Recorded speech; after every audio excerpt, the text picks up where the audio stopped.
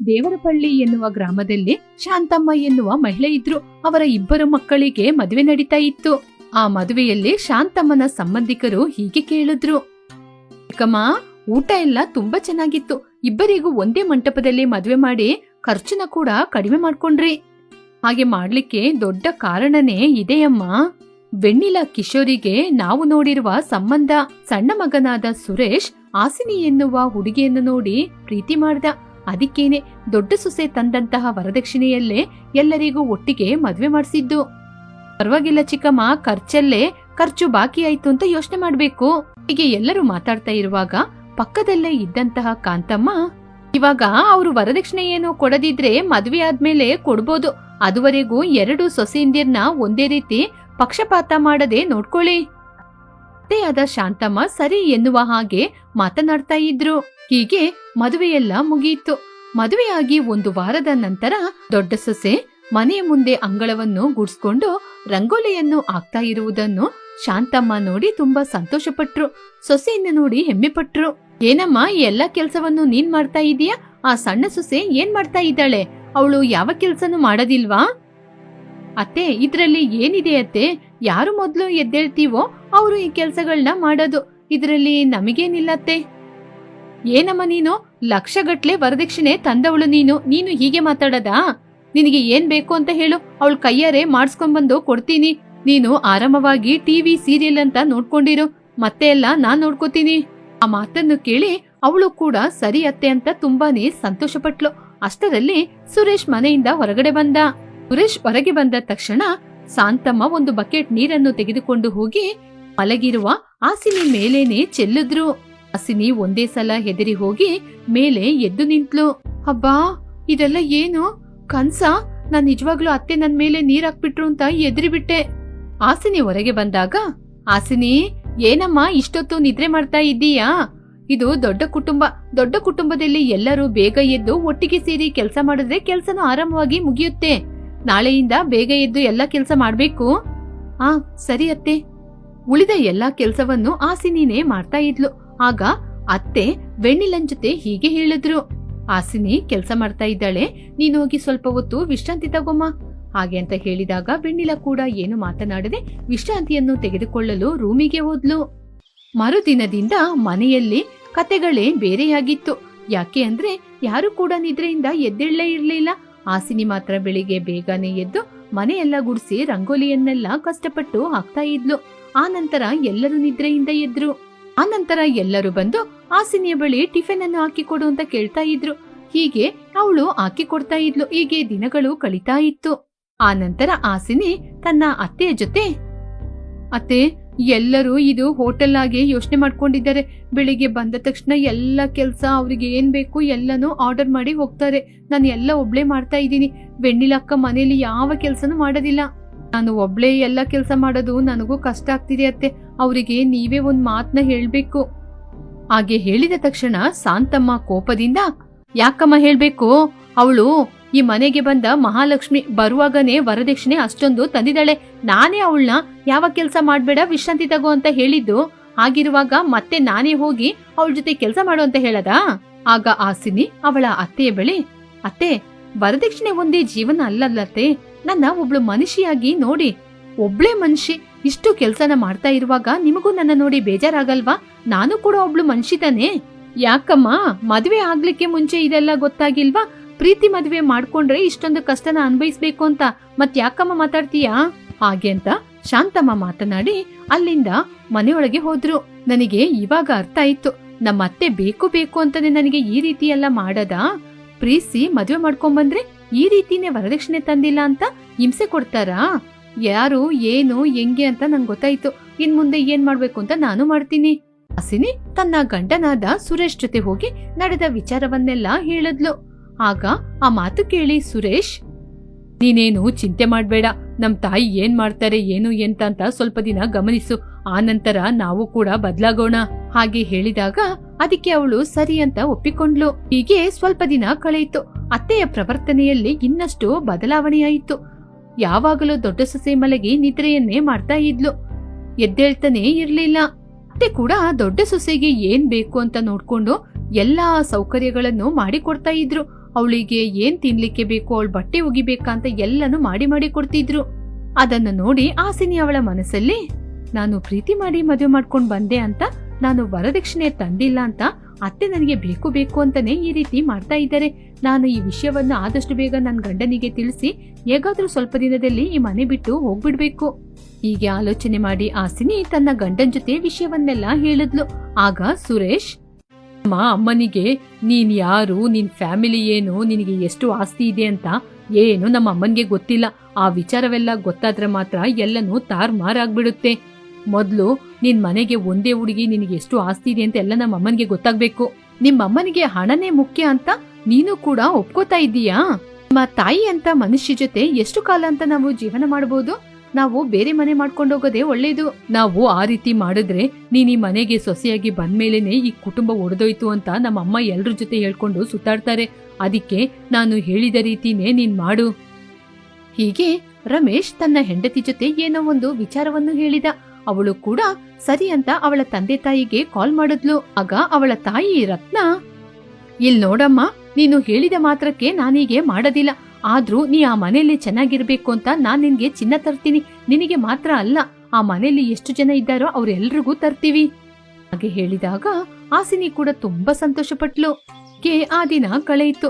ಮರುದಿನ ಬೆಳಿಗ್ಗೆ ರತ್ನ ತುಂಬಾ ಚಿನ್ನವನ್ನೆಲ್ಲ ತೆಗೆದುಕೊಂಡು ಆಸಿನಿಯ ಮನೆಗೆ ಬಂದ್ಲು. ಶಾಂತಮ್ಮ ರತ್ನನನ್ನು ನೋಡಿ, ಹುಡುಗಿ ಮೇಲೆ ಇದ್ದಾಳೆ, ನಾನು ಅವಳನ್ನ ಬರಕ್ ಹೇಳ್ತೀನಿ, ನಿಮಗೆ ನೀರ್ ಕೊಡ್ತೀನಿ, ಕುಡ್ಕೊಂಡ್ ಕೂತ್ಕೊಳ್ಳಿ ಹಾಗೆ ಅಂತ ಆಸಿನಿನ ಕರೆದ್ರು. ಸಣ್ಣ ಮಗ ಸಣ್ಣ ಸೊಸೆ ಇಬ್ರು ಅಲ್ಲಿಗೆ ಬಂದ್ರು. ಮನೆಯಲ್ಲಿ ಇಷ್ಟೇನಾ, ಇನ್ಯಾರ್ಯಾರಿದ್ದಾರೆ ಎಲ್ರನ್ನ ಕರೀರಿ ಹಾಗೆ ಹೇಳಿದಾಗ ಎಲ್ಲರನ್ನೂ ಕರೆದ್ರು. ಮನೆಯಲ್ಲಿರುವ ಎಲ್ಲರೂ ಕೂಡ ಅಲ್ಲಿಗೆ ಬಂದ್ರು. ಇಲ್ ನೋಡಿ, ಮನೆಯಲ್ಲಿ ನೀವೇ ತಾನೇ ದೊಡ್ಡವರು, ಅದಕ್ಕೇನೆ ಮೊದ್ಲು ನನ್ನ ಅಣ್ಣ ಅತ್ತಿಗೆಗೆ ಚಿನ್ನ ಎಲ್ಲ ತಂದಿದ್ದೀನಿ ಹಾಗೆ ಹೇಳಿ ಒಬ್ಬೊಬ್ಬರಿಗೂ ಚಿನ್ನವನ್ನು ಕೈಯಲ್ಲಿ ಕೊಟ್ಲು. ಅದನ್ನು ನೋಡಿ ಅವರೆಲ್ಲರೂ ಆಶ್ಚರ್ಯಪಟ್ರು. ಅತ್ತಿಗೆ, ಇದೆಲ್ಲ ತುಂಬಾ ಚೆನ್ನಾಗಿದೆ, ನೀವು ನಮಗೋಸ್ಕರ ಇದೆಲ್ಲ ಮಾಡ್ತೀರಾ ಅಂತ ನನ್ ಕನ್ಸಲ್ಲೂ ಅನ್ಕೊಂಡಿರ್ಲಿಲ್ಲ. ಸರಿ ಅತ್ತಿಗೆ, ಕೂತ್ಕೊಂಡಿರಿ, ನಾನೋಗಿ ಕೂಲ್ ಡ್ರಿಂಕ್ಸ್ ತರ್ತೀನಿ ಹಾಗೆ ಹೇಳಿದಾಗ ರತ್ನಮ್ಮ, ಇಲ್ಲ ಇಲ್ಲ ಬೇಡ ಬೇಡ, ನಾನ್ ಬರುವಾಗನೇ ಎಲ್ಲ ಕುಡ್ಕೊಂಡ್ ಬಂದೆ. ನಾನ್ ಬಂದಿದ್ದೆ ನಿಮ್ಮೆಲ್ಲರಿಗೂ ಇದನ್ನ ಕೊಟ್ಟು ನಿಮ್ನ ನಮ್ ಮನೆಗೆ ಊಟಕ್ಕೆ ಕರೆಯೋಣ ಅಂತ. ನಾಳೆ ನಮ್ ಮನೆಗೆ ಊಟಕ್ ಬಂದ್ಬಿಡಿ ಹಾಗೆ ಹೇಳಿದಾಗ ಸರಿ ಅಂತ ಒಪ್ಪಿಕೊಂಡು ಮರುದಿನನೇ ಎಲ್ಲರೂ ರತ್ನಮ್ಮನ ಮನೆಗೆ ಊಟಕ್ಕೆ ಹೊರಟ್ರು. ನಮ್ಮನ ಮನೆಯಲ್ಲಿ ಕೆಲ್ಸದವರು ತುಂಬಾ ವಿಧ ವಿಧವಾದ ಹಣ್ಣುಗಳನ್ನು ತೆಗೆದುಕೊಂಡು ಹೋಗ್ತಾ ಇದ್ರು. ಅದನ್ನು ನೋಡಿ ಶಾಂತಮ್ಮ ಆಸಿನಿ ಜೊತೆ, ಸಿನಿ, ಇದನ್ನೆಲ್ಲ ಎಲ್ಲಿಂದಮ್ಮ ತರ್ತಾ ಇದ್ದಾರೆ? ಪಕ್ಕದಲ್ಲೇ ಏನಾದ್ರೂ ಮಾರ್ಕೆಟ್ ಇದೆಯಾ? ಮಾರ್ಕೆಟಿಗೆ ಹೋಗಬೇಕಾದ ಅವಶ್ಯಕತೆ ಇಲ್ಲತ್ತೆ, ನಮಗೆ ತೋಟ ಇದೆ, ನಮ್ಮ ತೋಟದಲ್ಲೇ ಇಲ್ಲದೆ ಇರುವ ಫ್ರೂಟ್ಸ್ ಯಾವುದೂ ಇಲ್ಲ ಹಾಗೆ ಕೇಳಿದಾಗ ಅವರು ತುಂಬಾನೇ ಆಶ್ಚರ್ಯಪಟ್ರು. ತಕ್ಷಣ ಆಸ್ತಿ ಪಾಸ್ತಿಯ ಬಗ್ಗೆ ಎಲ್ಲನೂ ಕೇಳಿದ್ರು. ನನಗೆ 10 ಎಕರೆ ತೆಂಗಿನ ತೋಟ, 10 ಎಕರೆ ಮಾವಿನ ತೋಟ, 15-20 ಎಕರೆ ಹೊಲ, ಹೀಗೆ ಹೇಳಕ್ಕೋದ್ರೆ ತುಂಬಾ ಇದೆ ಅತ್ತೆ. ನಾನು ಒಬ್ಳೆ ಮಗಳಲ್ವಾ, ಅದಕ್ಕೇನೆ ನಮ್ ತಂದೆ ತಾಯಿ ಕಾಲದ ನಂತರ ಇದೆಲ್ಲ ನನಗೇನೆ ಬರುತ್ತೆ ಅಲ್ವಾ ಹಾಗೆ ಹೇಳಿದಾಗ ಅತ್ತೆಯವರು ತನ್ನ ಮನಸ್ಸಲ್ಲಿ, ಅಯ್ಯೋ, ಇಷ್ಟು ದಿನ ಬಂಗಾರ ಮೊಟ್ಟೆ ಹಾಕುವ ಹುಡುಗಿ ಜೊತೆನ ಇಷ್ಟೊಂದು ಕೆಲಸ ಮಾಡಿಸ್ದೆ, ಎಷ್ಟು ದೊಡ್ಡ ತಪ್ಪು ಮಾಡ್ಬಿಟ್ಟೆ ನಾನು ಹಾಗೆ ಅಂತ ಆಲೋಚನೆ ಮಾಡಿದ್ಲು. ಮರುದಿನದಿಂದ ಅತ್ತೆ ಪೂರ್ತಿಯಾಗಿ ಬದಲಾದ್ಲು. ಸಣ್ಣ ಸೊಸೆ ಕೈಯಿಂದ ಕೆಲಸವನ್ನು ಮಾಡಿಸದೆ ದೊಡ್ಡ ಸೊಸೆಯ ಕೈಯಿಂದ ಕೆಲಸವನ್ನು ಮಾಡಿಸಿದ್ಲು. ದೊಡ್ಡ ಸೊಸೆಯನ್ನು ಹೇಳಬಾರದ ಮಾತಿನಿಂದ ಬೈತಾ ಇದ್ಲು. ಅದನ್ನು ನೋಡಿ ಆಸಿನಿ ಬೇಜಾರ್ ಮಾಡ್ಕೊಂಡ್ಲು. ಹೀಗೆ ದಿನಗಳು ಕಳೀತಾ ಇತ್ತು. ಅತ್ತೆಯ ಪ್ರವರ್ತನೆಯನ್ನು ನೋಡಿ ಸಹಿಸಲಾಗದೆ ಆಸಿನಿ ಒಂದು ದಿನ, ಅತ್ತೆ, ನೀವು ಹಣವನ್ನು ನೋಡಿಯೇ ಮನುಷ್ಯರನ್ನ ಅಳತೆ ಮಾಡ್ತಾ ಇದ್ದೀರಾ. ಮೊನ್ನೆ ತನಕ ಎಲ್ಲಾ ಕೆಲ್ಸವನ್ನು ನನ್ ಕೈಲಿ ಮಾಡಿಸ್ತಾ ಇದ್ರಿ, ಇವಾಗ ಅಕ್ಕ ಒಬ್ಳೆ ಬಲಿ ಆಗ್ತಾ ಇದ್ದಾಳೆ. ಹೀಗೆ ನೀವು ಮಾಡುವುದು ತಪ್ಪಲ್ವಾ? ಹೀಗೆಲ್ಲ ನೀವು ಯಾಕೆ ಮಾಡ್ತಿದ್ದೀರಾ ಅಂತ ನಂಗೆ ಚೆನ್ನಾಗ್ ಗೊತ್ತು.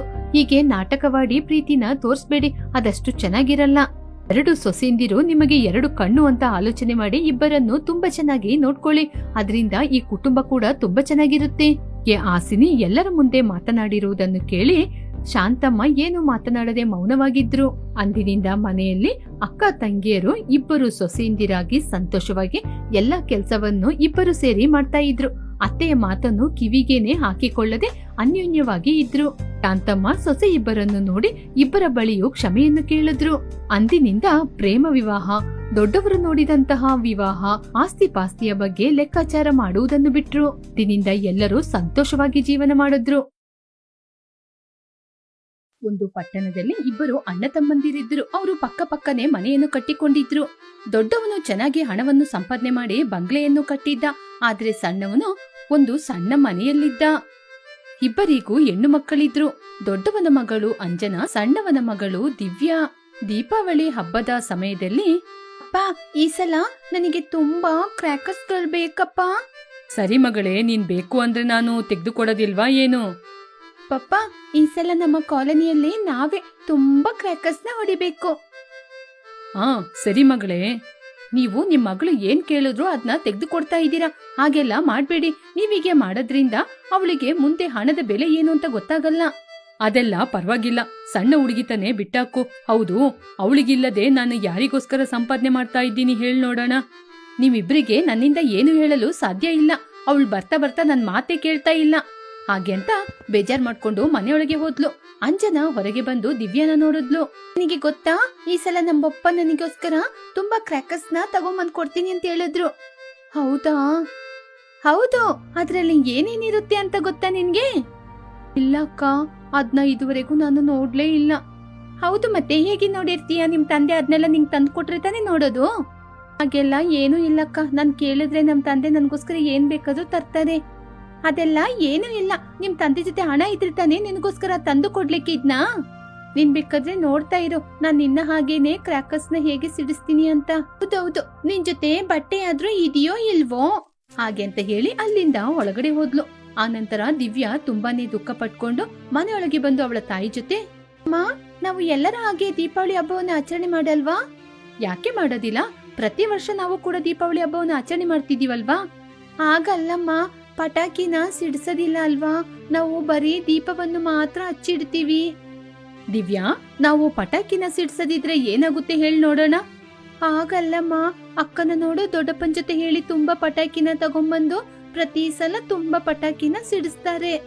ದೀಪಾವಳಿ ಅಂದ್ರೆ ಬರೀ ಪಟಾಕಿ ಮಾತ್ರ ಇಲ್ಲ ಮಗಳೇ. ನನಗೆ ಅದೆಲ್ಲ ಗೊತ್ತಾಗಲ್ಲ. ನೀವು ಈ ಸಲ ಪಪ್ಪನ್ ಜೊತೆ ಹೇಳಿ ನನಗೆ ಹೊಸ ಬಟ್ಟೆ ಪಟಾಕಿ ಎಲ್ಲ ತರ್ಸ್ಕೊಡ್ಬೇಕು. ಹಾಗೆ ಹೇಳಿ ಅಳುತ್ತಾ ಹೋಗಿ ಮಲಗಿದ್ಲು. ದಿವ್ಯನ ತಾಯಿ ಮಾಧವಿಗೆ ಏನ್ ಮಾಡ್ಬೇಕು ಅಂತ ಗೊತ್ತಾಗದೆ ಆಲೋಚನೆ ಮಾಡ್ತಾ ಇದ್ಲು. ಅಷ್ಟರಲ್ಲಿ ದಿವ್ಯನ ತಂದೆ ಸುನಿಲ್ ಮನೆಗೆ ಬಂದ. ಸುನಿಲ್, ಇವತ್ತು ದಿವ್ಯಾ ಪಾಪ ಅಳುತ್ತಾನೆ ಹೋಗಿ ಮಲಗಿದಾಳೆ. ಇವತ್ತವಳ ಮನ್ಸು ತುಂಬಾನೇ ದುಃಖಪಟ್ಟಿದೆ. ಏನಾಯ್ತು? ಯಾಕೆ ಅಳ್ತಾ ಇದ್ದಾಳೆ? ಸಂಜನ ಬಂದು ನಿಮ್ ಜೊತೆ ಹಣ ಇಲ್ಲ, ನಿಮ್ ತಂದೆ ನಿನ್ಗೆ ಪಟಾಕಿ ಕೂಡ ತೆಗೆದುಕೊಡೋದಿಲ್ಲ ಅಂತ ಏನೇನೋ ಹೇಳಿದ್ಲಂತೆ. ಅಯ್ಯೋ, ಅವರು ಸಣ್ಣ ಮಕ್ಕಳು.